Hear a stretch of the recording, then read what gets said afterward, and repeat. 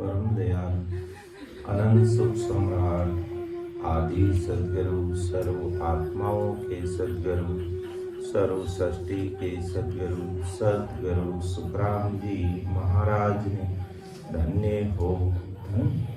परम दयाल सदगुरु दरियाव जी महाराज ने धन्य हो। परम दयाल सदगुरु बाबा जी महाराज धन्य हो। तालनपुर धाम में बारंबार प्रणाम स्वीकार हुए। राम सभा में राम हर हाल। सभी राम सुनी भाई बहनों को राम राम साहब, सबको राम राम, सबको प्रणाम। महाराज की कृपा से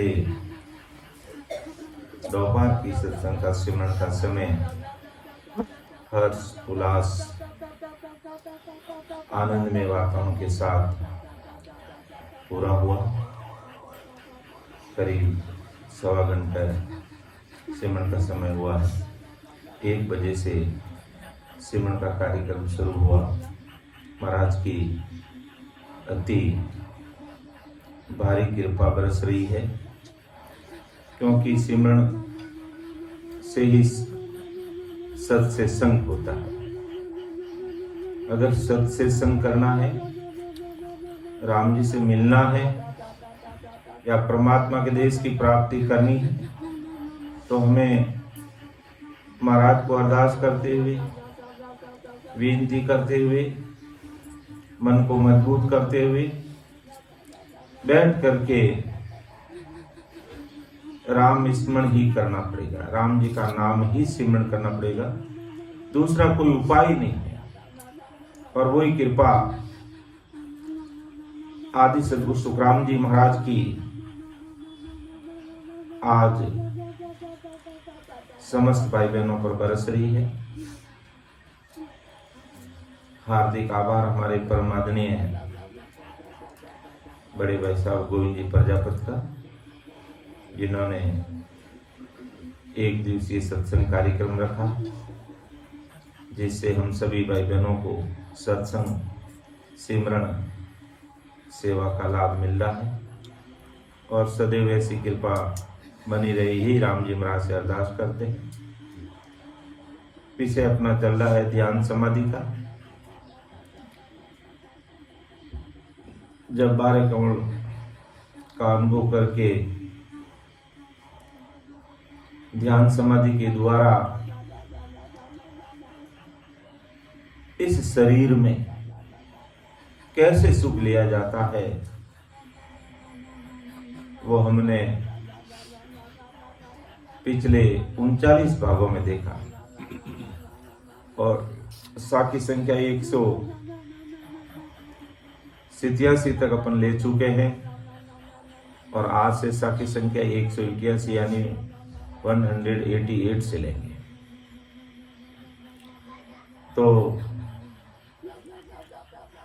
हमने है जो शुरू में सुख सागर का वर्णन देखा, उसके बाद हमने है जो ब्रह्मवाग का सुख देखा, फिर पाताल का, नाड़ियों का बंद, मेरु बंद, और अभी अपना विषय चल रहा त्रिकुटी बंद। यानी साधक साधना करते हुए जब मेरुदंड से त्रिकुटी की तरफ आगे बढ़ता है, तो क्या क्या अनुभूति इस घट में नहनश्री जीवात्मा को आती है, क्या क्या अनुभव की बातें उसके ध्यान में आती है, उन सारी बातों को खोल करके परम दयाल सदगुरु सुखराम जी महाराज आज हम सब भाई बहनों को बता रहे हैं। चेतावनी उपदेश की बातें सुनकर के जब हमारी गाड़ी चेतन हो जाती है और भजन में मन लग जाता है, मनीराम भी हमारा साथ देने लग जाता है, तो हमें एक आसन पर बैठ करके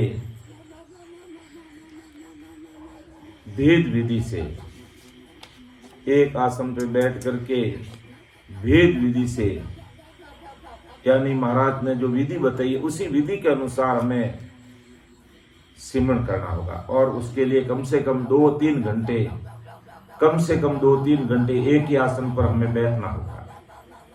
और महाराज ने जो विधि बताई कि सांस उसास कहे हरि नाम, फिरे रसना मुख में दिन राती, धीरज ध्यान अडोलन डोले, आसन मार उकाऊ छाती, नाल समीसण राखत नाही, मोड़त अंगन बंदत बाती, मन को थोब पवन सुमेला, सुरत समोय निरत कर साती, सुख राम कहे यूं ध्यान धरो, जीव दीप सुजोत जले है बाती। तो सांस और सांस, यानी आती जाती सांस में कई हरि नाम, ये जो राम जी का नाम है, राम नाम सतस्वरूपी राम जी का नाम, इसको रटता आती जाती सांस के अंदर, यानी सांस जितना सांस आराम से अपन अंदर ले सकते हैं और जितना बाहर निकालते हैं, दोनों सांसों में आती जाती सांस के अंदर इस राम नाम का सिमरन करना। और फिरे रसना मुख में दिन राती, महाराज तो रात और दिन की बात कर रहे हैं, अपन 2-3 घंटे की बात कर रहे हैं कि जब भी 2-3 घंटे अगर भजन में बैठे, कम से कम तो इस प्रकार हमें बैठना है, इस प्रकार राम जी का नाम का स्मरण करना है कि रात और दिन ये रचना मुख में फिरनी यानी चलनी चाहिए, आती जाती सांस में धीरज ध्यान अडोलन डोले, आसन मार उकाऊ छाती, यानी उकाऊ छाती रखते हुए, दोनों हाथों को घुटनों पर रखते हुए, धीरज के साथ धैर्य के साथ अडोलन डोले। जब भी अपन बैठ जाते हैं एक आसन पर मन को मजबूत करके, तो फिर हमें हिलना डुलना नहीं चाहिए, चाहे भले ही मक्खियां भिनभिनाए, चाहे छोटा मोटा कीड़ी भी काट दे, तो उसकी भी परवाह नहीं, मजबूती से बैठ जाओ बस। कीड़ी क्या काट के अपना काम करके एक बार काट के जाएगी, वो भी एक बार अगर कीड़ी ने काट दिया तो दूसरी बार काटने के लिए उसमें भी शक्ति चाहिए, और वो शक्ति तुरंत उसमें आती नहीं है, इसलिए उसकी भी परवाह नहीं करना। नाल समीतल राकत नहीं, यानी नाल समीसड़ राकत नहीं, समीसड़ यानी नीचे की तरफ नाल को झुकाकर नहीं रखना, गर्दन को सीधे रखना, कि नाल समीसड़ राकत नहीं, यानी नीचे की तरह झुका करके इसको नहीं रखना, गर्दन को एकदम सीधी रखना। मोड़त अंगन बंदत बाकी, अंगों को किसी अंग को नहीं मोड़ना, ध्यान को इधर उधर नहीं डोलाना, मन को थोब पवन सो मिला, मन को सांसा के साथ लगाकर, मेरी सांस अंदर जा रही है, मेरी सांस बाहर, उसी के साथ अपने मन का लगाना, बाकी कई मन को इधर उधर नहीं लगाना, यही मन का काम। मन को सांसा के साथ जोड़ना, मेरी सांस अंदर जा रही है बाहर आ रही है, कि मन को ये कहना मनीराम तुम बस यही ध्यान रख, मैं अंदर सांस ले रहा हूं बाहर ले रहा हूं, और उसके साथ मैं राम स्मरण कर रहा हूं। तो मन को थो पवनसु, सांसा के साथ जोड़ो, पवनसु यानी मन को सांसा के साथ जोड़ना। सूरत समय निरत कर साथी, सूरत और निरत को साथी बनाकर संभाल कर, सूरत समोय निरत कर साथी, यानी सूरत लगाकर वहां निरत से निर को देखो, अंदर की चीज शब्द के साथ में, यानी सूरत को और निरत को संभाल के करके किसके साथी बनाना है, इस शब्द का साथी बनाना, राम नाम के साथ जोड़ना। मैं राम राम रट रहा हूं बस, सुखराम के यूं ध्यान धरो, जीव दीप सु जोत जले है बाती। तो इस प्रकार जिस प्रकार दीप से ज्योति जल जाती है, इसी प्रकार सबके अंदर वो राम नाम की ज्योति बाहर इसी प्रकार ये राम नाम रूपी ज्योति अंदर में छिप जाएगी।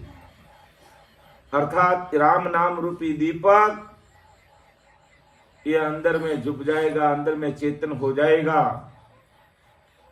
और नयनचर निज नाम की कृपा हो जाएगी, यानी वो नयनचर निज नाम इस घट में प्रकट हो जाएगा। तो ये तरीका होना चाहिए सिमरन करने का। और बैठने का तरीका भी एकदम सीधा। अगर कोई सीनियर सिटीजन है और कोई शारीरिक विकार है या कोई तकलीफ है तो वो अपने हिसाब से बैठ करके मुख से राम राम करो बस। और जो आराम से बैठ सकते हैं बराबर महाराज को अरदास करके, महाराज का बन करके और मनीराम को साथ लेते हुए, और मनीराम अगर हमारा साथ में हो जाता है तो समझ लो महाराज की भारी कृपा अपनो। क्योंकि कबाड़े सारे इस मन का, मन ही एक काल का रूप है और ये भटक जाता है, अटक जाता है, अन्य कार्यों में लटका देता है, तो फिर सिमरन करने पर भी रस बनता नहीं, यानी अंदर की अनुभूति बनती नहीं। इसलिए मन को साथ में लेते हुए, यानी मन को सासा के साथ जोड़ते हुए, सुरती और नृत्य को शब्द के साथ लगाते हुए, धीरज और धैर्य के साथ में आसन मार के उकाऊ छाती रख करके, यूं उकाऊ छाती रख के हाथों को खुला रख करके, अगर अपन हाथों को बांध के रखेंगे तो सांसा हमारी नाभि से नहीं टकराएगी, फिर ऊपर ऊपर ही रहेगी, और ऊपर ऊपर सांसा रहेगी तो फिर हमारा काम बढ़ेगा नहीं। इसलिए बिल्कुल कमर को सीधी करके उकाऊ छाती रखते हुए, गर्दन को झुकाते हुए नहीं, अंगों को मोड़ते हुए नहीं, मन को सांसा के साथ लगाते हुए, सूरत और नृत्य को शब्द के साथ लगा करके अगर भजन कोई भी भाई बहन करता है तो सुख राम कहे यूं ध्यान धरो। ध्यान धरने का यही तरीका है, सिमरन करने का यही तरीका है। जिव दीप सुजोत जले भांति, अर्थात ये शब्द रूपी ज्योति इस घट में प्रकट हो जाएगी, इस घट में जल जाएगी। अर्थात इस घर में शब्द रूपी सूर्य का प्रकाश हो जाएगा, और शब्द रूपी सूर्य अर्थात नयनचर निज नाम इस घट में अगर प्रकट हो गया तो समझ लो फिर तो वो देश दूर नहीं है अमर लोग, जिसकी हम जन्म जन्मों से आशा लगाए बैठे हैं कि यह कैन प्रकरण में अमर देश की प्राप्ति हो जाए, इस भवसागर से हम पार हो जाए।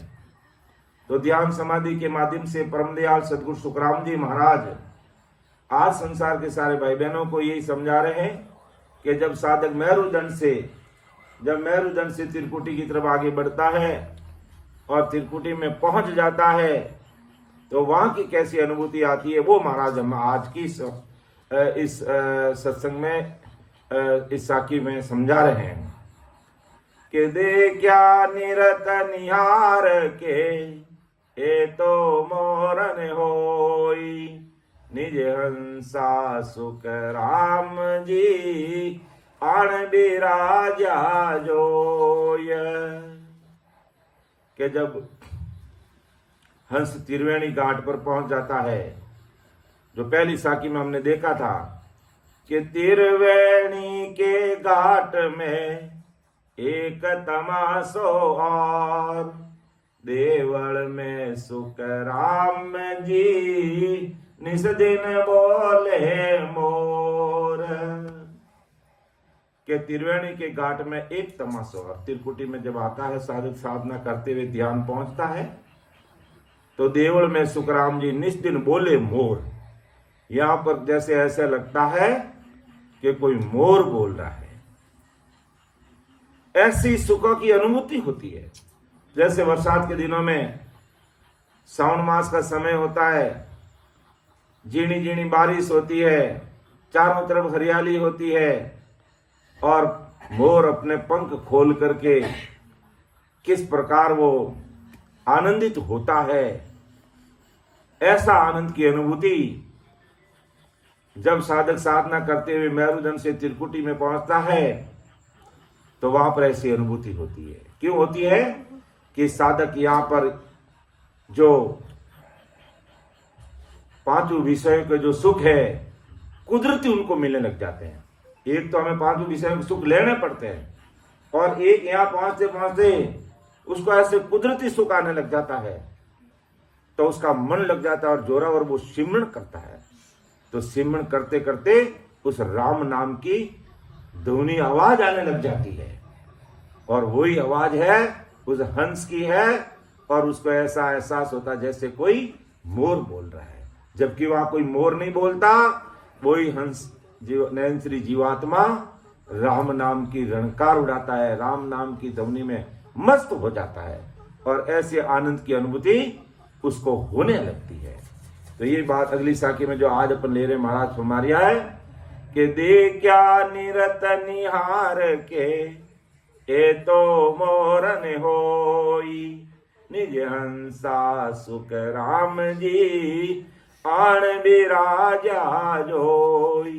तो परम दयाल सदगुरु सुखराम जी महाराज फरमाता है कि नृत्य को केंद्रित करके देखा, यानी सूरत नृत्य को संभाल करके अंदर में खोए। तब कहते हैं जब भी बैठे हो ध्यान में तो सीधे बैठ करके आंखें बंद करके अंदर में सूरत नृत्य को संभालो कि भाई हमारा ध्यान कहां पर लग रहा है और कहां तक हमारा हंसवती जीवात्मा पहुंची है, कहां पर हमारा ध्यान केंद्रित हो रहा है। वो सूरत को नृत्य को संभाल करके ऊंडी गहरी सांस लेते हुए जोरावर जब सिमरण करते हैं तो देखिया नृत्य निहार के अर्थात नृत्य को सूरत नृत्य को संभाल करके केंद्रित करके देखा तो समझ में आया कि ये मोर नहीं, ये तो निज हंसा अर्थात नयन श्री जीवात्मा विराजमान दिखाई देती है। नयन श्री जीवात्मा शब्द का सुख ले रही है, राम नाम का सुख ले रही है, ऐसा उसको समझ में आता है कि नृत्य को केंद्रित किया तो ऐसा प्रतीत हुआ कि नयन श्री जीवात्मा यहाँ पर विराजमान है और यही जीवात्मा आनंद में ध्वनि कर रही है, राम राम की रणकार उठ रही है और यह मोर जैसा कोई नहीं। और ध्यान में आती जाती सांस में राम राम करते रहने से ऐसा बारीक ध्वनि आने लग जाती है और ये लंबे समय तक नहीं रहती है, फिर बाद में ये कुछ समय बाद में अपना बंद हो जाती है और साधक फिर त्रिकुटी से आगे की तरफ निराकार देश की तरफ बढ़ने लग जाता है। तो ऐसा एहसास होता है।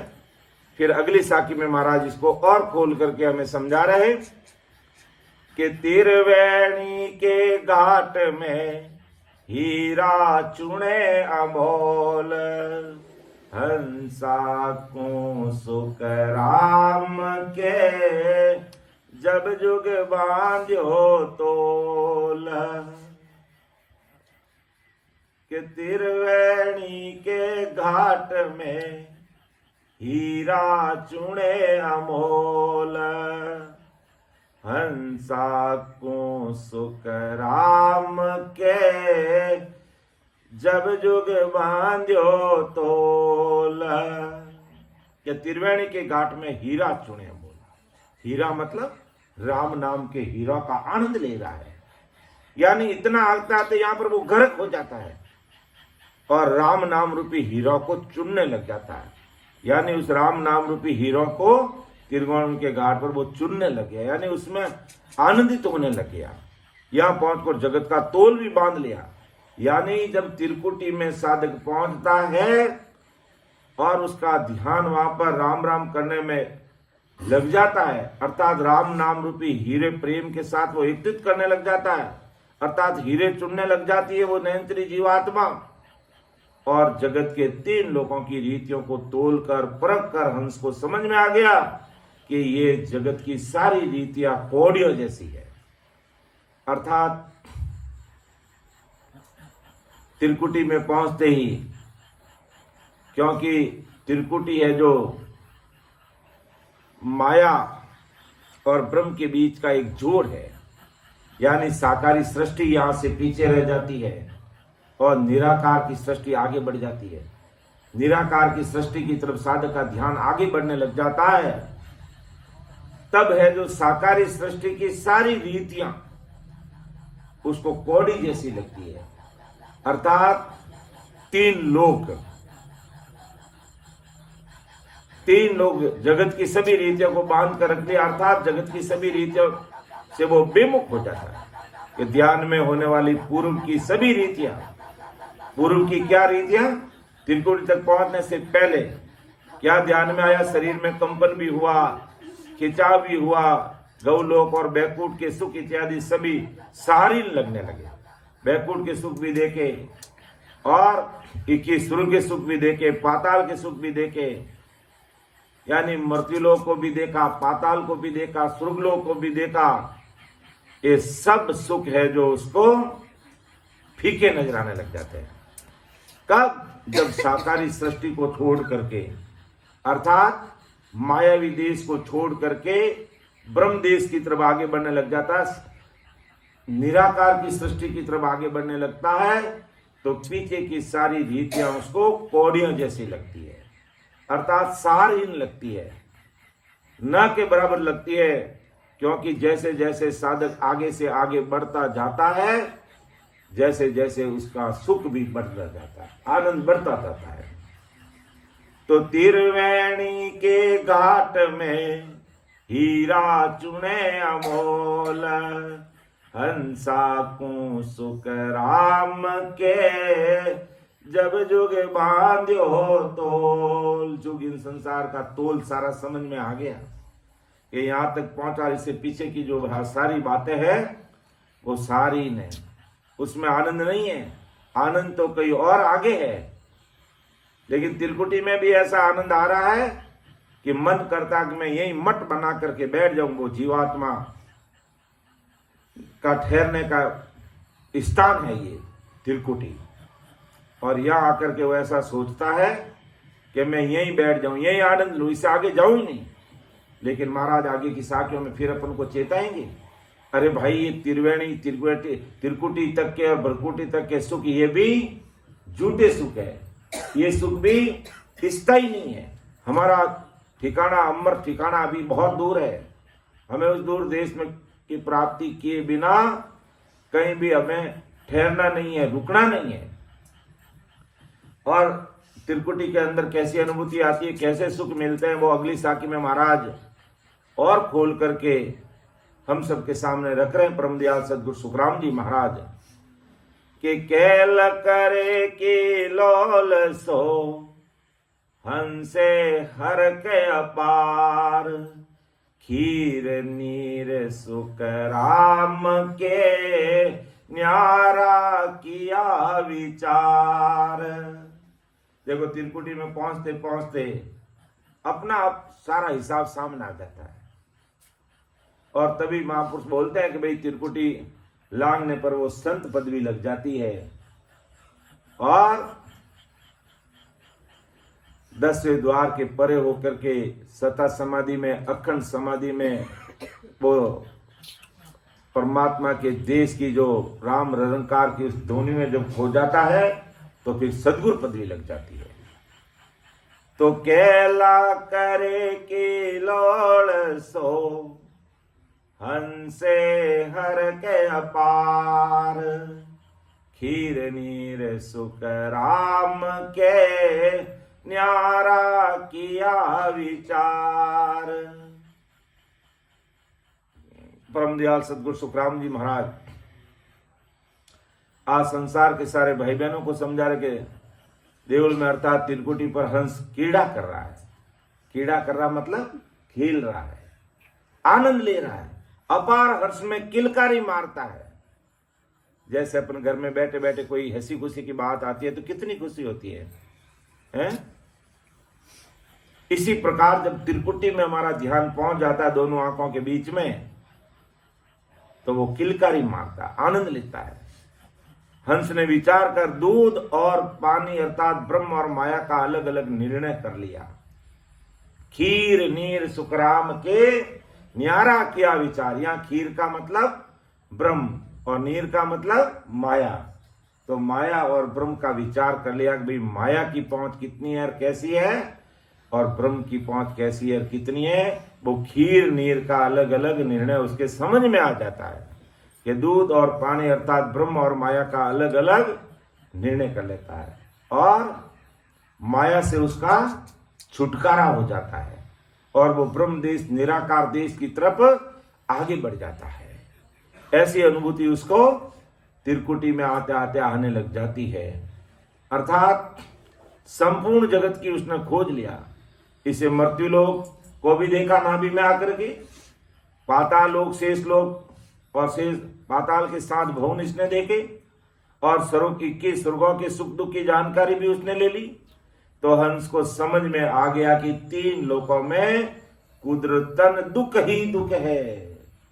अगर मृत्यु लोक में रहेगा तो भी दुख, पाताल लोक में रहेगा तो भी कुदरती दुख आते हैं, और 21 स्वर्गों में रहेगा तो भी वहां दुख ही दुख है। अर्थात तीनों लोकों में कुदरतन दुख ही दुख, सुख लेने के साधन करने पड़ते हैं।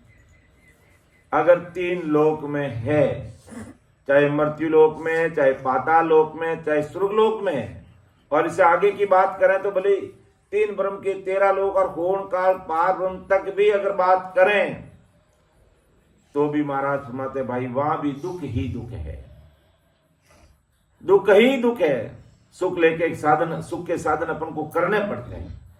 आज अपन मर्तलोक में बैठे हैं और हमें सुख चाहिए तो हमें मेहनत करनी पड़ेगी, तब हमें कोई जो सुख चाहते वो सुख हमें मिल सकता है, और जितनी मेहनत की उतना सुख, फिर दुख ही दुख है। तो ये साधन करके कृत्रिम सुखों की अवधि अत्यंत अल्प है, और फिर अपन को सुख प्राप्त भी कर लेंगे तो ये भी अल्प अवधि तक ही है, थोड़े समय तक के भी है। तो ये सब सुख इस ब्रह्म देश के प्रारंभिक स्थान त्रिकुटी पर सहज में कुदरती मिल रहे हैं। तो ये 5 विषय के सुख भी उसको त्रिकुटी तक कुदरती मिल रहे हैं। इस कारण यहाँ पहुंचकर हंस को अपार हर्ष हो रहा है, बहुत खुशी हो रही है, और खुशी के कारण हंस अंतर मन से किलकारी मारता और सुमरण के प्रति अगाध प्रेम उमड़ने लगता है। कि कुदरती सुख मिलते हैं यहाँ पर 5 विषय के, तो वो भजन में भी उसका प्रेम आता है और उसमें भजन में उमड़ने लग जाता है। अर्थात वो भजन में सांस और उन सांस में उसका मन लग जाता है, लेकिन इस स्थान को वो छोड़ना नहीं चाहता, इस स्थान को वो छोड़ना नहीं चाहता, उसका ही आनंद लेना चाहता है। कि अगली साखी में महाराज और इसको समझा रहे हैं कि त्रिवेणी के घाट में हंस गयो दुख भूल, हीरा चुने सुख राम के मगन भयो पर फूल। त्रिवेणी के घाट में हंस गयो दुख भूल, हीरा चुने सुख राम के मगन भयो पर फूल। परम दयाल सदगुरु सुखराम जी महाराज आज समस्त भाई बहनों को, दुनिया के सारे भाई बहनों को समझा रहे हैं, फरमा रहे हैं कि त्रिवेणी के घाट पहुंचकर हंस पीछे के सभी दुख भूल गया। ऐसे उसको जो सुख आने लगे यहां तक आते आते कि उससे पहले के जो सुख पाताल के थे, चाहे मृत्यु लोक नाभि तक के थे, चाहे पाताल के थे, पाताल के 7 भवनों के या 21 स्वर्गों के जो सुख थे, उन सबको भूल गया और राम राम सुमन के हीरे चुनने लगा, यानी राम नाम रूपी हीरे चुनने लगा। अर्थात उसको राम जी के नाम को रटने में मगन होने लग गया और बहुत प्रफुल्लित होने लग गया, अपार उसको खुशी आ रही है। और 3 लोग की भक्ति करने वाले तो इसी को आनंद लोग मानते, इसी को अमर लोग मानते। बस हमें आनंद आ रहा है, बस हरे भरे बाग बगीचे हमें नजर आ रहे हैं, बस उसमें आनंद में वो मस्त हो जाता है। क्योंकि यहाँ आते आते उसे कुदरती सुख 5 विषय के शब्द, स्पर्श, रूप, रस, गंध पाकर वो प्रफुल्लित हो गया और 3 लोगों के सभी दुख भूल गया और प्रेम उमंग के साथ राम राम सुमन करने में मगन हो गया। तो 3 लोगों के सभी दुख भूल गया, प्रेम उमंग के साथ राम नाम के सुमन में मगन हो गया। हंस पार ब्रह्म से अनंत सुखों के परम धाम जाने के लिए निकला था, मर्तलोक में जीव भाव में क्यों आया? कि मैं पार ब्रह्म सस्वरूप साई परमात्मा के देश के जो अनंत सुख है, अखंडित सुख है, जो कभी मिटने वाले नहीं है, खंडित होने वाले नहीं है, ऐसे सुखों की आस लेकर के वो है जो होन काल पार ब्रह्म से शिव ब्रह्म से चिंदानंद ब्रह्म से भ्रकुटी, और भ्रकुटी से माता पिता के सेवक से वो गर्भवास में आकर के फिर एक मानव का जन्म लेकर के जीव भाव में आ गया। लेकिन यहाँ आकर के जब भ्रकुटी और त्रिकुटी की सुखों में वो उलझ जाता है, और जब उसे नहंत्री संत मिलते हैं और सत्सबद की सत्ता का ज्ञान देते हैं कि भाई यहाँ तक के सुख झूठे हैं, तब वो वापिस संभल करके परमात्मा के देश में जाने की वो भक्ति करता है, अर्थात अमर लोक जाने का साधन अपनाता है, और सदगुरु की शरण में जाकर वेद सहित राम मिश्रण में लग जाता है कि सांस सांस कहे हरि नाम। आती जाती सांस में भजन करने का उसको वेद का मिलता, सदगुरु जी महाराज के शरण में जाता, यानी ऐसे ज्ञान गुरुदेव जी महाराज की सत्संग सुन करके फिर वो भजन में लगता है, क्योंकि उसको पता है कि मैं पार ब्रह्म से किस आशा के लिए मर्तलोक में आया, कि मैं आनंद देश में पहुंचूं। और जब सदगुरु संत सदगुरु की शरण में जाकर के भेद विधि से वो भजन करता है, तो फिर इस पिंड में मर्तलोक से अमरलोक जाने का साधन अपनाता है, अर्थात वही सदगुरु जी महाराज की शरण में जाकर भेद विधि से नाम स्मरण करने में लग जाता है। इस मार्ग से त्रिवेणी के सुखों जैसे शीतल जल का प्रवाह, जब त्रिवेणी में पहुंचता है तो शीतल जल का प्रवाह, जल के मध्य बसे हुए लोगों में निवास, अमृत की वर्षा, और इस वर्षा से हीरे के कण जैसे फुहार का आनंद, कुदरती पांचों सुखों के घाट पर निवास इत्यादि सुख पाकर वो भूल जाता है। यहाँ आता तो यही मस्त होने लग जाता है। तब सदगुरु साहिब चेताते हैं कि बंदा, यहाँ के सुख है जो स्थायी नहीं है, तुझे आगे बढ़ना है। तो अनंत सुखों के देश अमरलोक के लिए निकला था, और मैं कौन से सुखों के अंदर भटक गया। तो पिछले दुखों को भूलने पर भी अब तक उसे राम नाम रूपी हीरे से प्रीति होती, और इसलिए वो सुमन में मगन होने लग गया, अर्थात प्रफुल्लित होने लग गया कि त्रिवेणी के घाट में हंस गयो दुख भूल, हीरा चुने सुख राम के मगन भयो पर फूल। और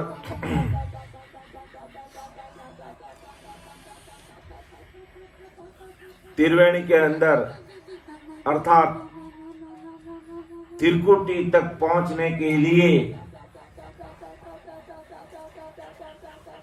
परमदयाल सदगुरु सुखराम जी महाराज ने प्रभाती धुन के हरजिस में फरमाया कि कोई नए भाई बहन है तो ऐसे साधना करने वाले साधक को त्रिकुटी तक पहुंचने से पहले महाराज ने अपने अनुभव की बात कि मैं कौन से स्थान पर कितने समय तक सिमरन किया और हमें ऐसा सिमरन करना चाहिए, ये बात आज महाराज अपने लिए कह रहे हैं। ऐसा नहीं कि हमें 1 घंटा भी सिमरन नहीं किया और आगे बढ़ गए। एक एक स्थान का पूरा आनंद सुख आनंद लेते हुए हमें आगे बढ़ना, कोई जल्दबाजी नहीं करना कि धीरज ध्यान अडोले न डोले, धीरज और धैर्य के साथ बिना इधर उधर ध्यान को डोले, एक आसन पर बैठकर जोरावर सिमरन करना।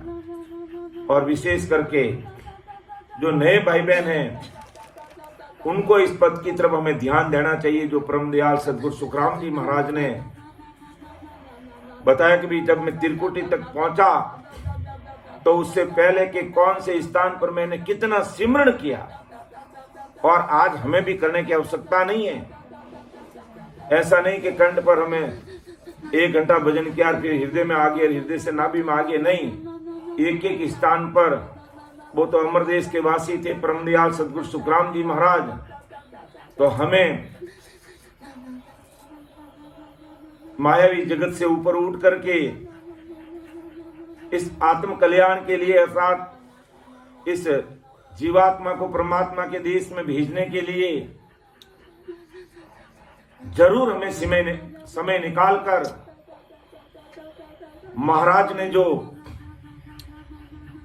भेद विधि बताई उसके अनुसार हमें सिमरण करना चाहिए कि परम दयाल आदि सदगुरु सुखराम जी महाराज के किस प्रकार कब मैं कैसे उस देश में पहुंचा और किस स्थान पर कैसे मैंने सिमरण किया, वो इस हृदय पद के माध्यम से मैं समझा रहा जो अपन देखते हैं। वो आज दिवस भले होगा, हो आज दिवस भले होगा, हो मेरा प्राण याद घर होगा, ओ दिन दिन वापुड़ पाई, ओ दिन दिन वापुड़ पाई, ओ मेरा ध्यान लग्या सुन माही, ओ आज दिवस भल होगा, ओ आज दिवस भल होगा, ओ मेरा प्राण याद घर होगा।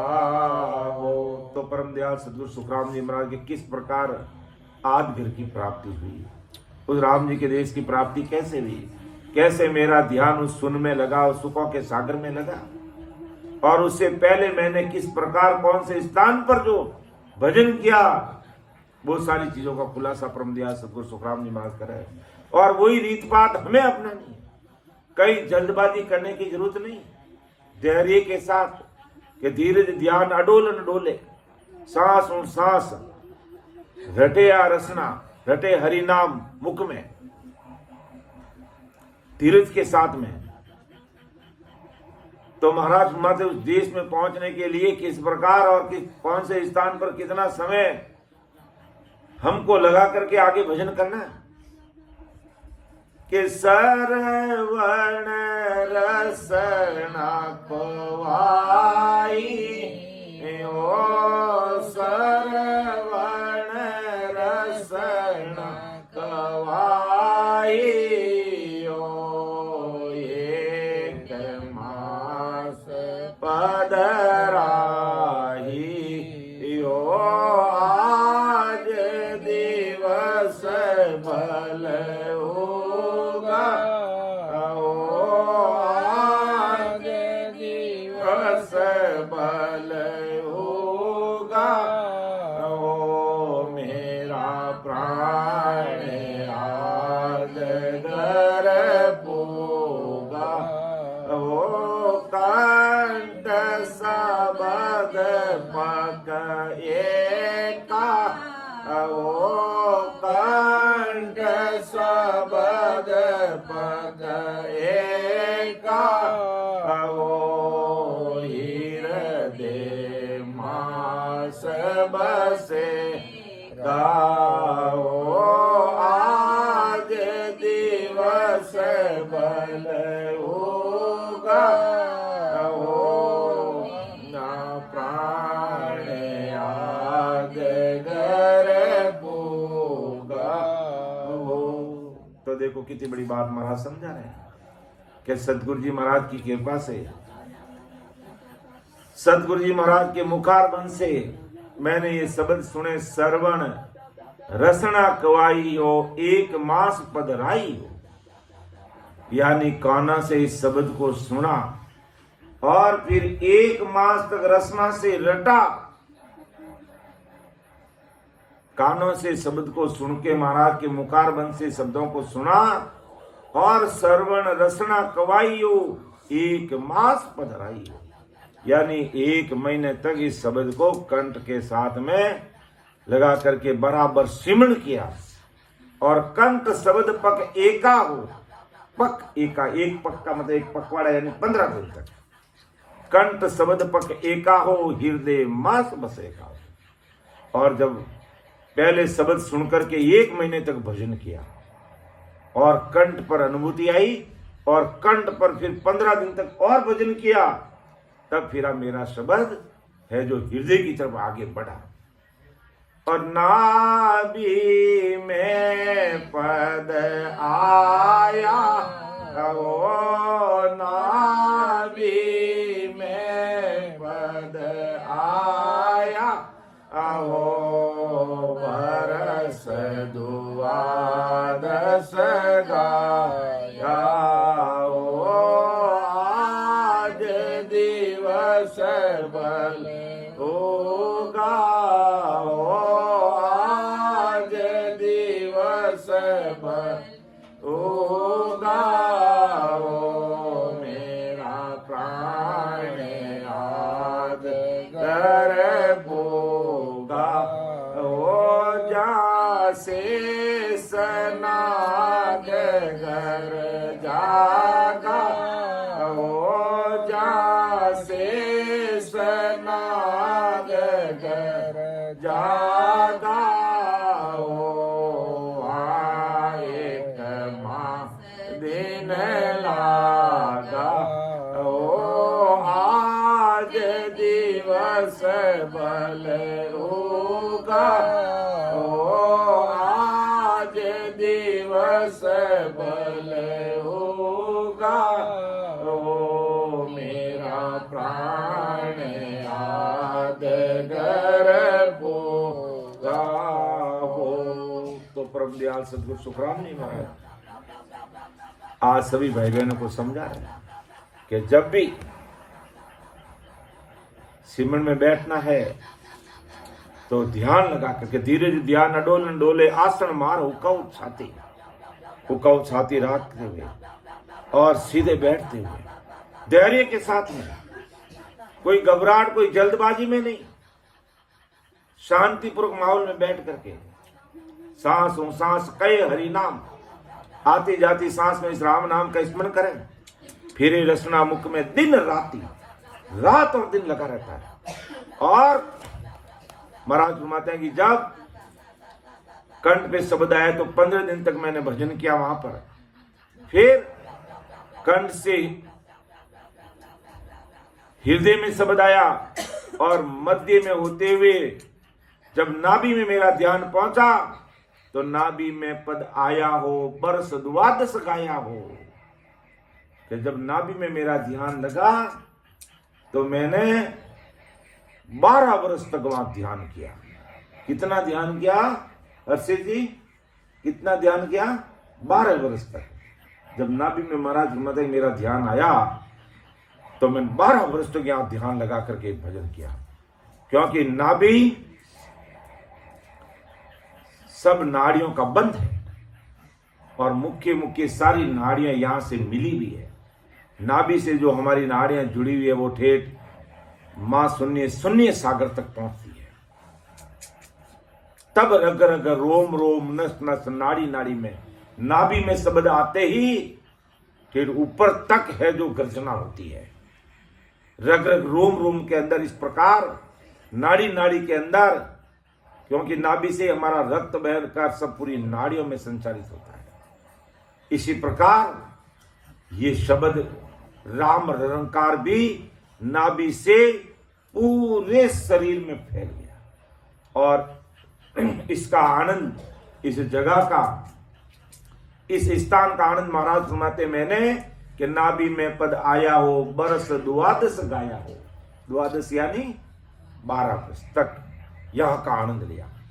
फिर जहां शेष नागगर जागा हो, शेष लोक में वहां जन बहुत, जहां शेष नागगर जागा हो वहां 1 मास दिन लागा हो। शेष लोक में पाताल के 7 लोगों का आनंद लेने मैंने 1 महीने का समय लगाया वहां पर। 12 वर्ष तक नाभि में।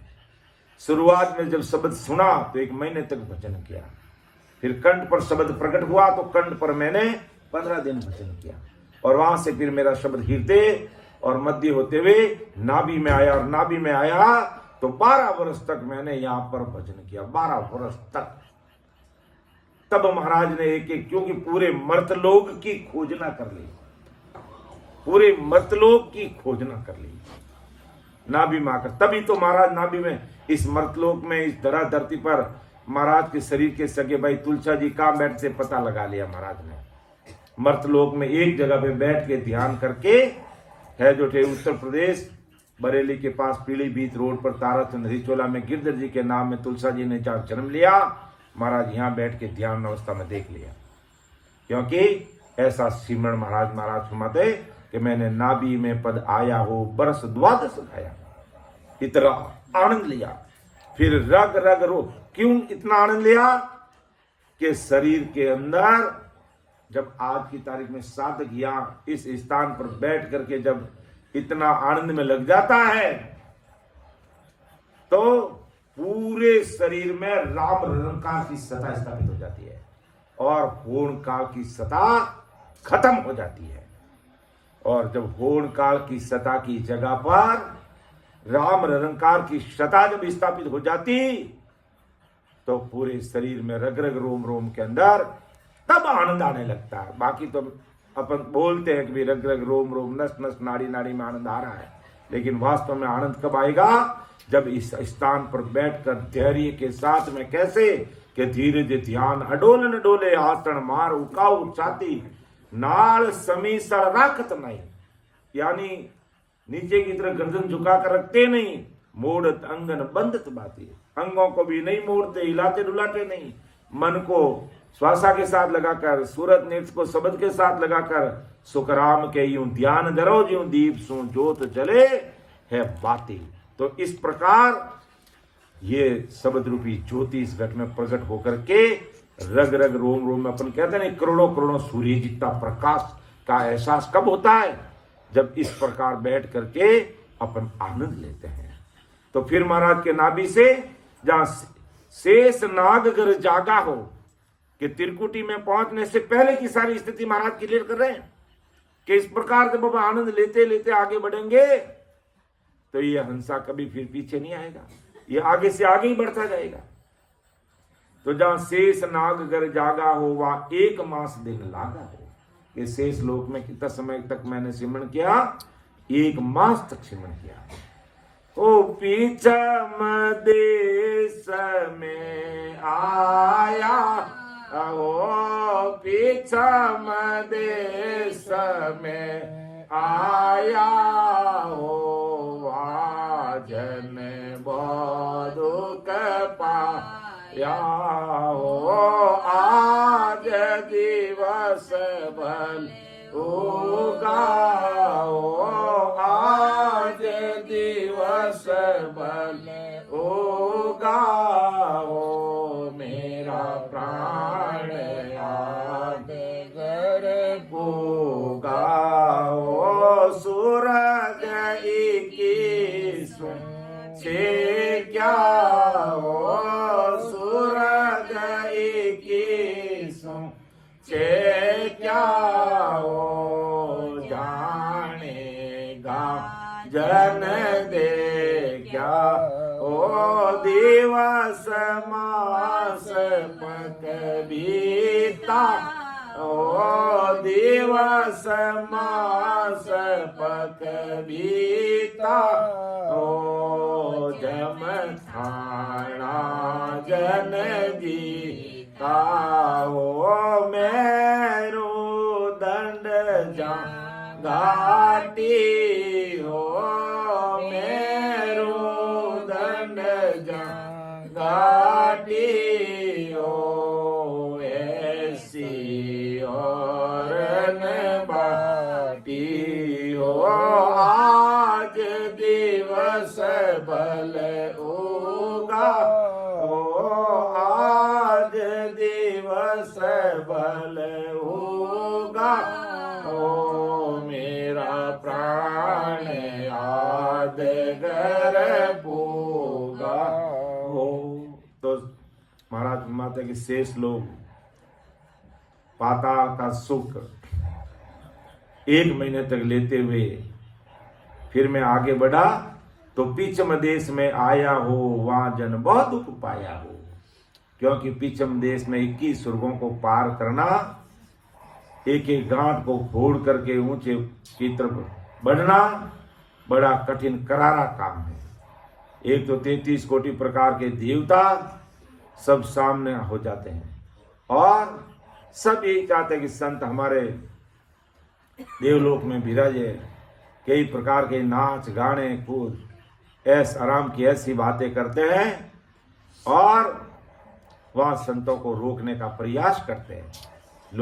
लेकिन सूरवीर संत किसी भी देवता की बातों में नहीं आते हैं, किसी भी प्रकार के उनके नाच गाना खेल कूद में ध्यान नहीं देते और आगे बढ़ जाते हैं। इसलिए महाराज का पिछम देश में आया हो, वहां जन बहुत दुख पाया। और शारीरिक रूप से भी अगर अपन देखें, जब मेरुदंड से यानी 21 गांठों को फोड़कर ऊपर की तरफ बढ़ते हैं तो पीठ में अपार असहनीय दर्द होता है, असहनीय दर्द होता है जो अपन सहन नहीं कर सकते और बुखार जैसी स्थिति बन जाती है। और ऐसा अनुभव में आता है कि जैसे हम कोई कुएं से नीचे से कोई चीज को ऊपर खींचने में कितना दुख दर्द होता है, कितनी तकलीफ होती है, कितना कष्ट होता है। जैसे अपन कुएं से कोई पानी निकालते हैं तो कितना कष्ट होता है, इसी प्रकार ऐसा लगता है जब नीचे से अपन ऊपर की तरफ आगे बढ़ते हैं। तो इसीलिए महाराज का पिछम देश में आया हो, वहां जन बहुत दुख पाया हो। अर्थात त्रिकुटी में पहुंचते पहुंचते किस जगह पर कैसा सुख की अनुभूति हुई, किस जगह पर कैसा दुख की अनुभूति हुई, किस जगह पर कितने समय तक सिमरन किया, वो सारी चीजें महाराज हमें खोल खोल के बता रहे हैं, खोल खोल के समझा रहे हैं।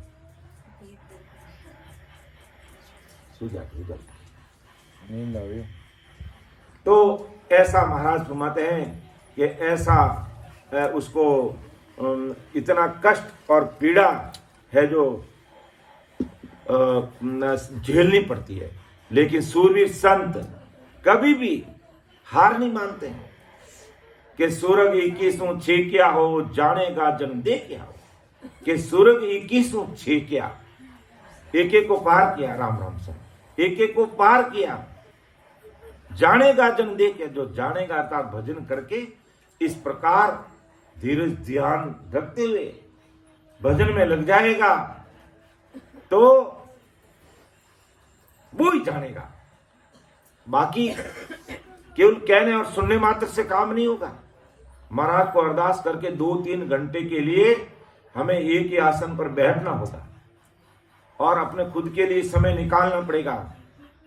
घर परिवार दुनियादारी के लिए 24 घंटे लगे हुए हैं, अच्छी बात है, लेकिन 2-3 घंटे का समय नियमित रूप से हमें निकालना है अपने खुद के लिए। तब पता चलेगा कि वास्तव में जब पाताल लोक से मेरुदंड की तरफ ऊपर चढ़ते हैं कैसे अनुभूति होती है।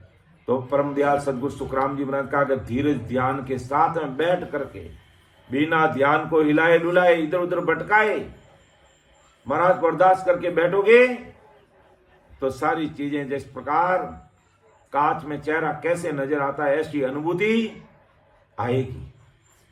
क्योंकि ये सता सदगुरु जी महाराज की है और नहनचर निज नाम की शता आज इस धरा धरती पर विद्यमान है।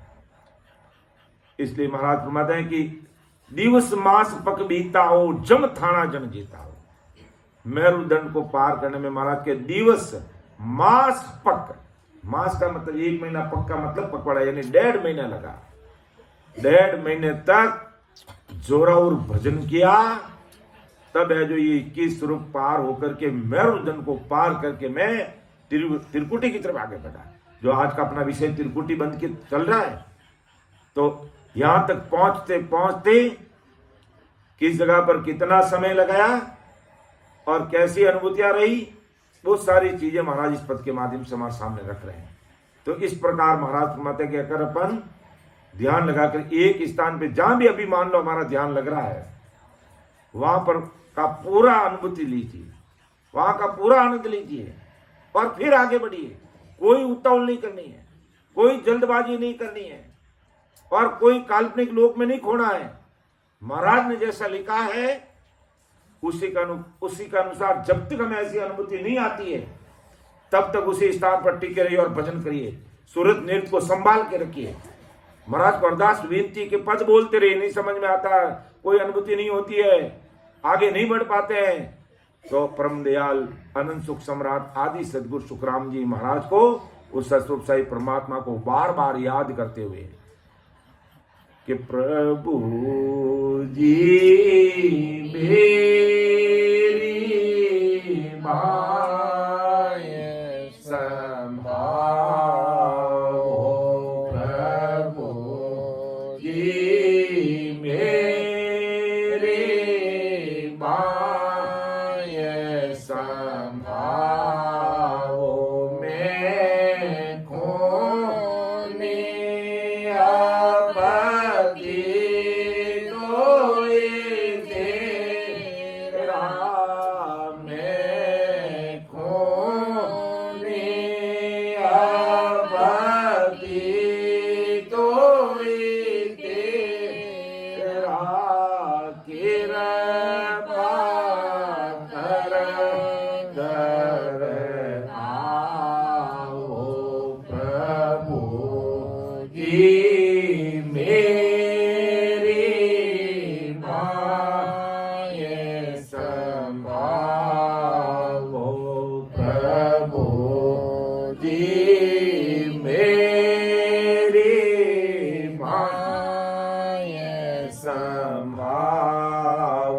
ऐसी अरदास करते हुए बार बार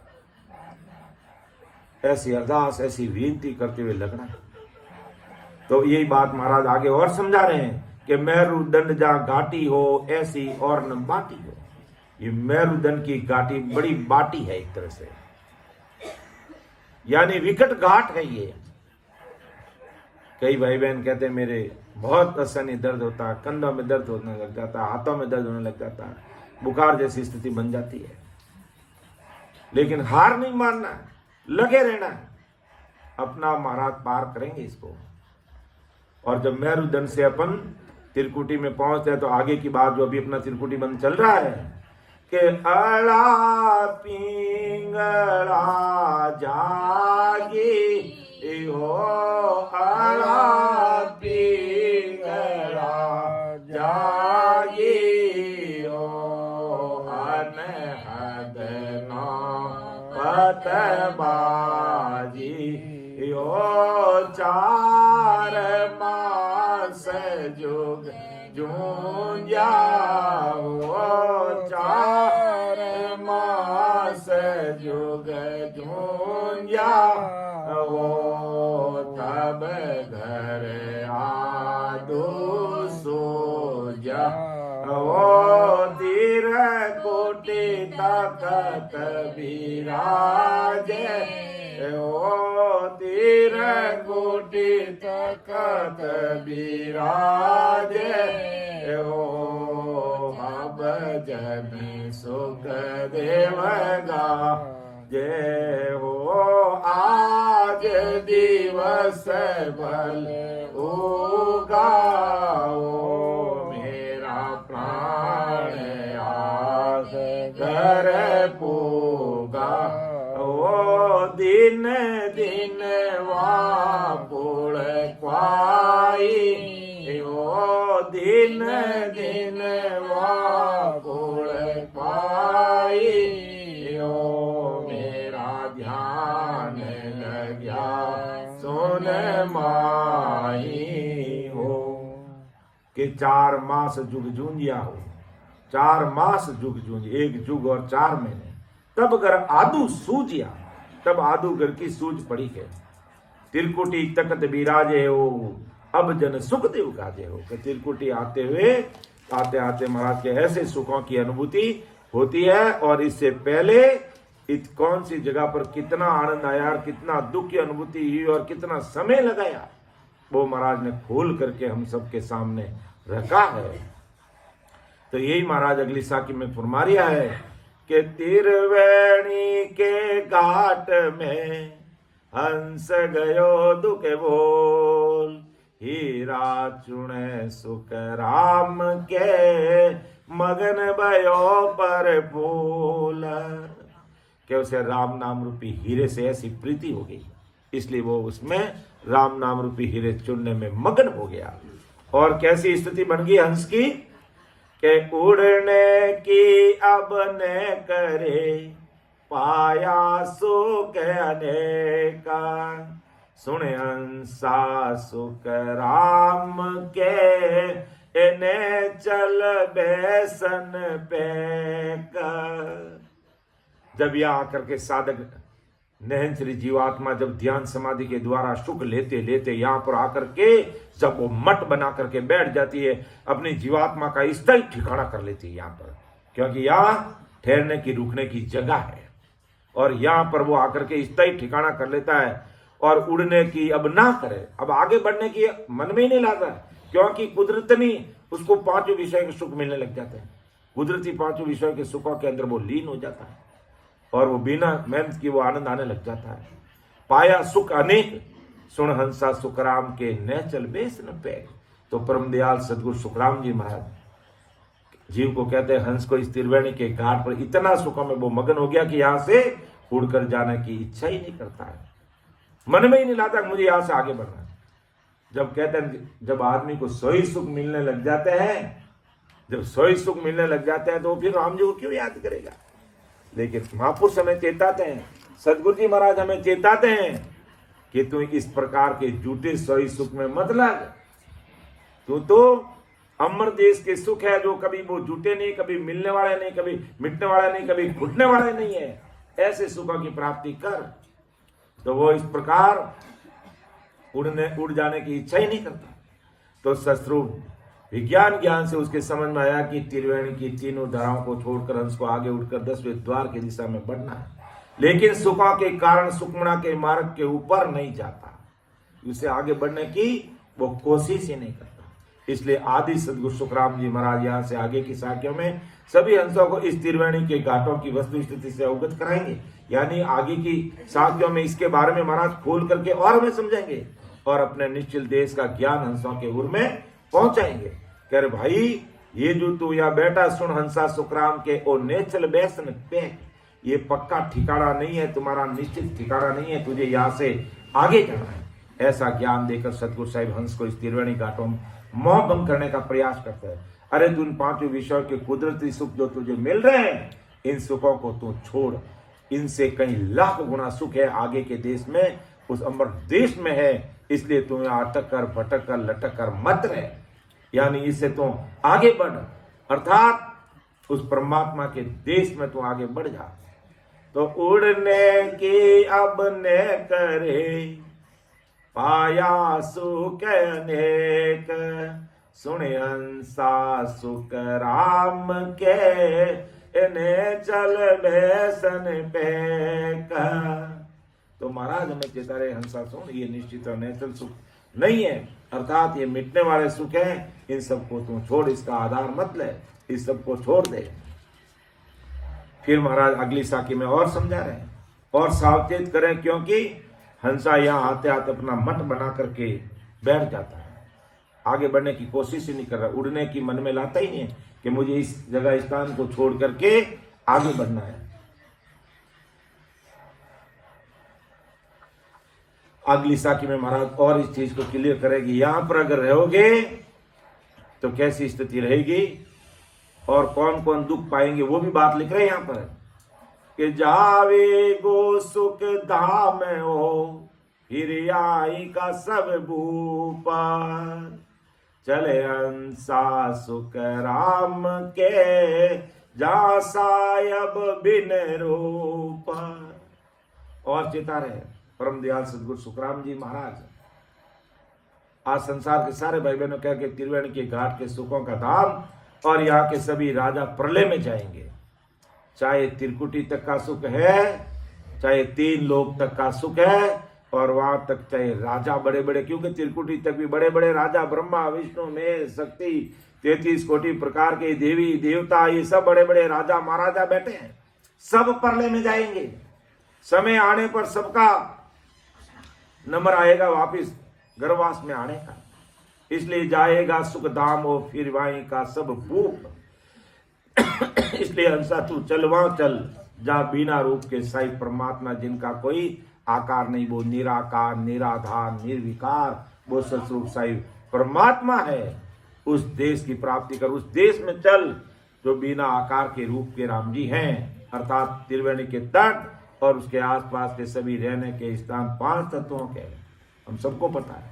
और इन स्थानों के मालिक राजाओं के भी 5 तत्वों वाला शरीर है, इसलिए ये सभी 5 तत्वों की वस्तुएं और शरीर नाश होने वाले हैं, ये मिटने वाले हैं, ये स्थायी ठिकाना नहीं है।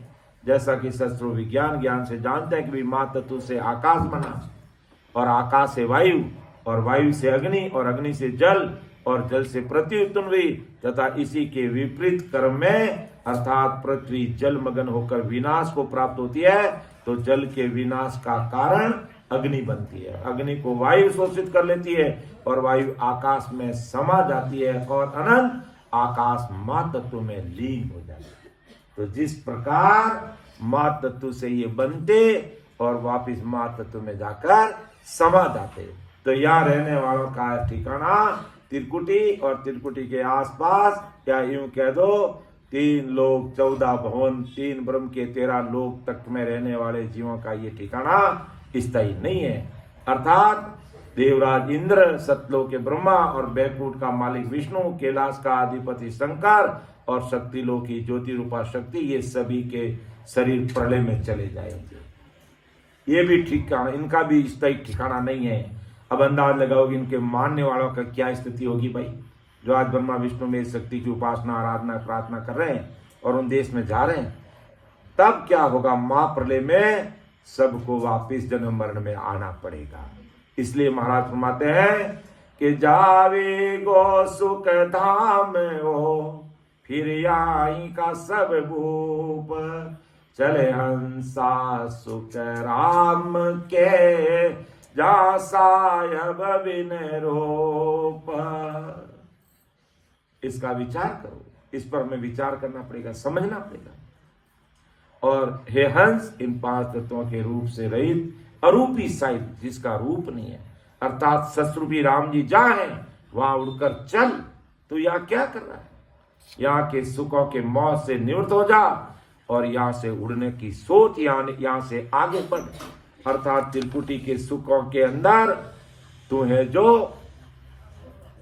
भ्रमित मत हो, उसमें लवलीन मत हो, उसमें मत खो, उसमें ध्यान मत लगा, क्योंकि ये सुख तो आ रहे हैं तुझे, केल कर रहा, किलोल कर रहा है, लेकिन आखिर ये स्थायी ठिकाना नहीं है। क्योंकि यहाँ के रहने वाले बड़े बड़े भूप ब्रह्मा विष्णु महेश, उनको भी महाप्रलय में जब वापिस आना पड़ेगा, तो ये हंसा तो खुद विचार कर ले, अर्थात यहां से उड़ जा और उस परमात्मा के देश में चल। और वो देश कैसा, उसका भी महाराज अगली साखी में बखान कर रहे हैं कि कालन पहुंचे कामना वहां माया नहीं जाई, सुने हंसा सुख राम के वो सत धाम कहाई।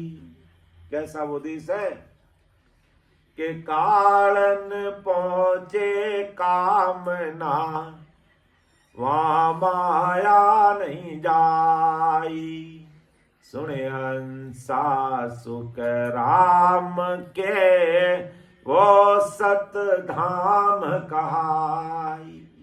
कहां पहुंचने की बात कर रहे हैं महाराज, और हम कहां पड़े और कौन सी उपासना में लगे और क्या कर रहे हैं? अपना आप से प्रश्न जरूर करना, विचार करना कि हम संसार की कौन सी भक्तियों में लगे, क्या उन भक्तियों से हमारा अमर लोक जाना होगा।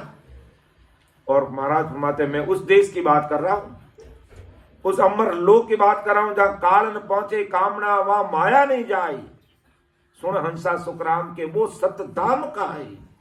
अर्थात परमदयाल सदगुरु सुखराम जी महाराज इस नैन श्री हंस को अपने स्थान अर्थात अरूपी साहिब के देश की स्थिति से अवगत करा रहे हैं, उस ठिकाने का पराक्रम बता रहे हैं कि अरूपी साहिब के देश में काल नहीं पहुंचता, बाकी सब जगह पर काल पहुंचता है, जबकि इन त्रिवेणी के धामों के ऊपर काल दिन रात मंडराता है। अरूपी साहिब के देश में कामना अर्थात इच्छा भी नहीं जाती, इसलिए वहां उत्पत्ति नहीं है, और इस त्रिवेणी के घाटों के धामों में उत्पत्ति का कारण आदि इच्छा ही है, जिसने होन काल पारब्रह्म के संग से त्रिगुणी माया का पसारा किया। इस त्रिगुणी माया का पसारा 3 लोक 14 भुवन ऐसी त्रिगुण माया उस सत्स्वरूपी साहिब के देश में जा ही नहीं सकती, पहुंच ही नहीं सकती है। मैं उस देश में ले जाने की बात मैं कह रहा हूं।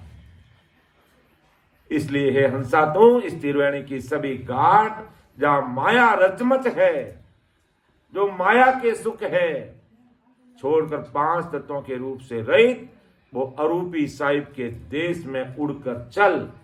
अर्थात राम नाम का सिमरण कर, रकार मकार के पंख लगाकर उड़ जा उस देश में,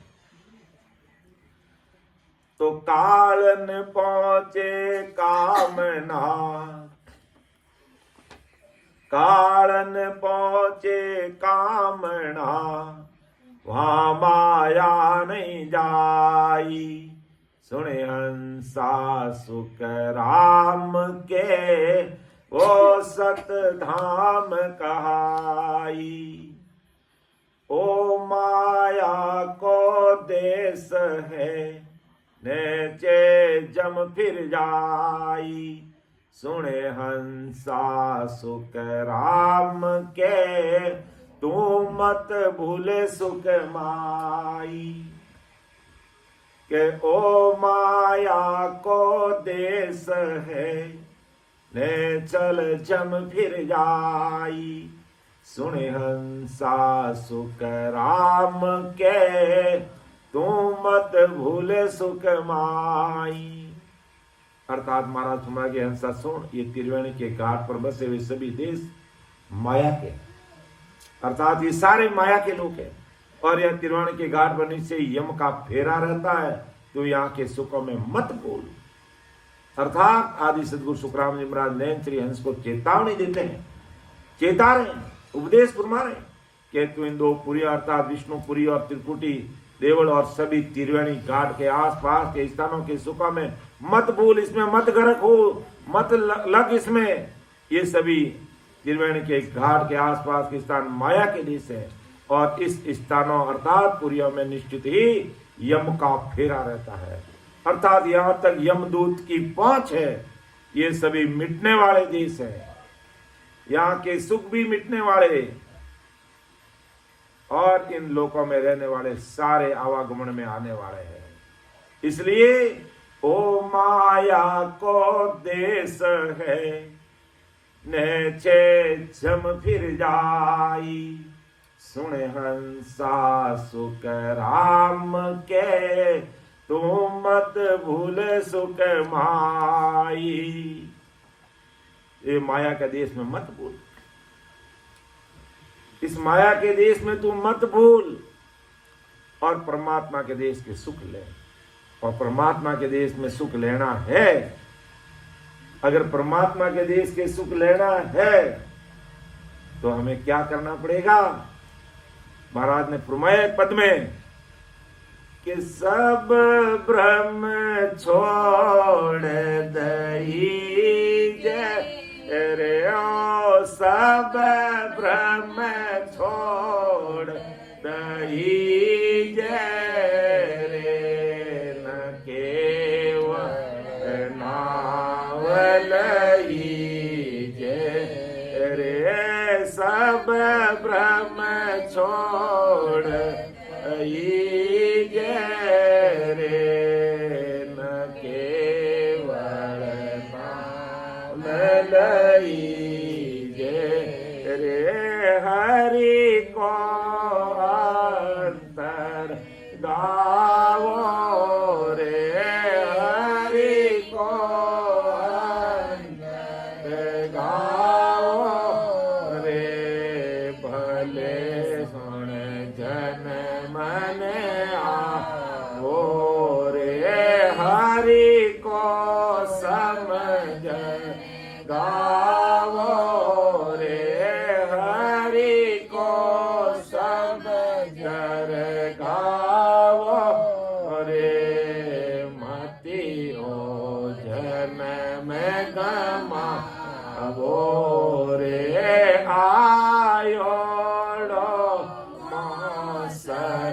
जावे रे आयोड़ मोसर जावे रे हर गायन गावे रे सब ब्रह्म छोड़ दईजे रे केवल नावलई जे रे भजन बिना दुख पासी रे भजन बिना दुख पासी रे भुगते लग जोरासी रे राम भजन को साजा रे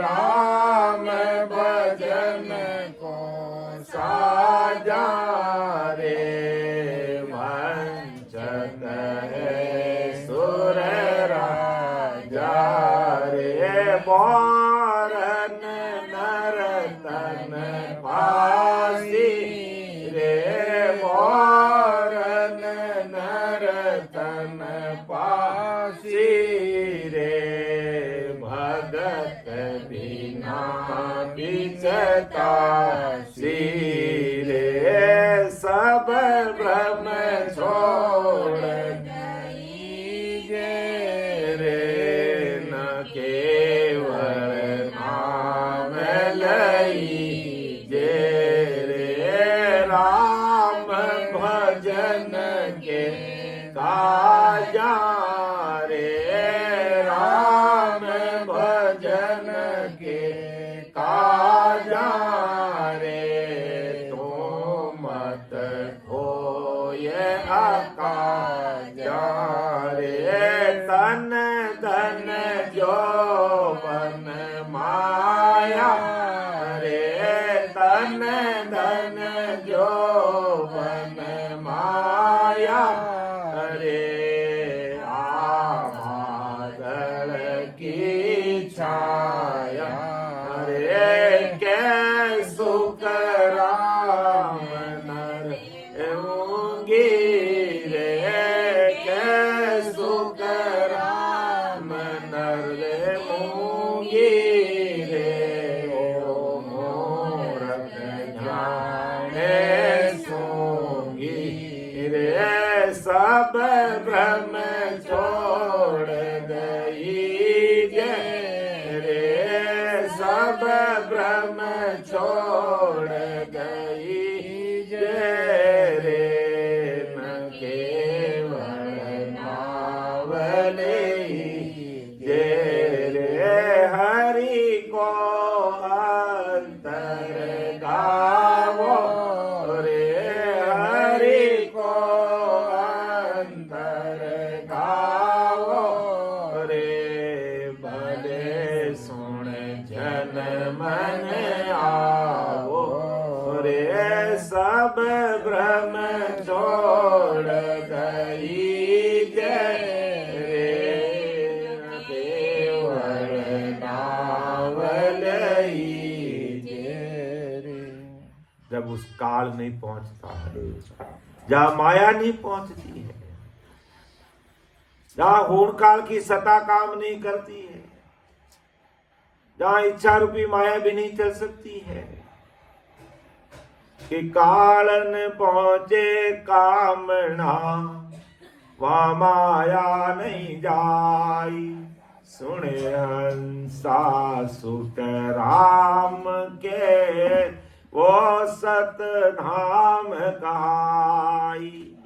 जब उस सत धाम में पहुंचना है परमात्मा के देश की प्राप्ति करनी है तो सब परम छोड़ दीजिए रे निकेवल नाम लीजिए निकेवल ये सस्व परमात्मा की भक्ति कर दे हरि को अंतर गाओ अंदर में ध्यान लगाना है अर्थात ज्ञान समाधि के द्वारा सिमरण करना है भले सुन जन्म ना हो रे कभी वापिस जन्मन में आओगे ही नहीं हरि को समझ गाओ रे समझ करके वेद विधि से सिमरण करना है। उबड़ी डोटे से ऐसे ही नहीं बैठ गए राम राम राम राम करे 2 घंटे 3 घंटे करे लेकिन अंदर में कोई ध्यान भी नहीं लग रहा है। ऐसे नहीं, समझ करके भेद विधि से आती जाती सांस में सूरत नृत्य को संभाल करके धैर्य के साथ में सीधे बैठ करके मन को श्वासा के साथ लगा करके सूरत नृत्य को शब्द के साथ लगा करके गर्दन को नीचे नहीं झुकाना है, ध्यान भी इधर नहीं डोलाना है और प्रेम प्रीत और वीर वैकुलता के साथ सिमरण करना है। इस प्रकार हरि को समझ लगाओ रे, मत ही वो जन्म गमाओ रे। इतना अच्छा जन्म मत गमाओ भाई, क्यों आयोड़ो मौसर जावे रे, हर को काय न गावे रे। ये आया हुआ समय जा रहा है स्वरूप जी, ये आया हुआ समय जा रहा है। भजन बिना दुख पासी रे, भूखते लख 84 रे। कि भजन बिना दुख पाना पड़ेगा, लख 84 जाना पड़ेगा। राम भजन के साजा रे, वंचित है सुर राजा रे। 33 कोटि प्रकार के देवताओं का राजा भी वंचना करागे, वो राम जी मुझे मानो तन दो, जिससे मैं सिमरण करके परमात्मा के देश की प्राप्ति कर सकूं। बौर्न नर्तन पासी रे, भगत बिना पिस्तासी रे। अगर भजन नहीं किया तो वापस मनुष्य शरीर नहीं मिलेगा, भक्ति के बिना फिर पिस्ताना पड़ेगा। राम भजन के काजा रे, तू मत खोई अकाजा रे। राम भजन के कारण ये मानो तन दिया, तू अकाज में मत खो। ये तन धन जोबन माया रे, ये तन धन जोबन माया, आप बादल की छाया देखते देखते चली जाएगी। कै सुखराम नरदे मूंगी रे। ये मानो तन बड़ा मूंगा है, वो मूर्ख जाने सूंगी रे। अगर कोई सूंगी जान के घर की गांगरत में 24 घंटे हाइदन करने में अगर बिता देता, परमात्मा की भक्ति सत्संग सिमरण सेवा में ध्यान मन नहीं लगाता है, तो महाराज का वो मूर्ख जाने सूंगी रे, कै सुखराम नरदे मूंगी रे। तो इस मानो तन को हमें इस प्रकार महंगा समझते हुए सिमरण में लगना है। ऐसा परम दयाल अनंत सुख सम्राट आदि सदगुरु सुखराम जी महाराज है, जो सब भाई बहनों को समझा रहे हैं। और तिलकुटी बंद का विषय भी हमारा आगे जारी रहेगा, और किस प्रकार में ध्यान करना, कैसी यहाँ की अनुभूति है, वो सारी चीजें महाराज ने आज की साखे में खोल के बताई है। आगे जब फिर भी समय मिलेगा तो इसका 41वां भाग लेंगे।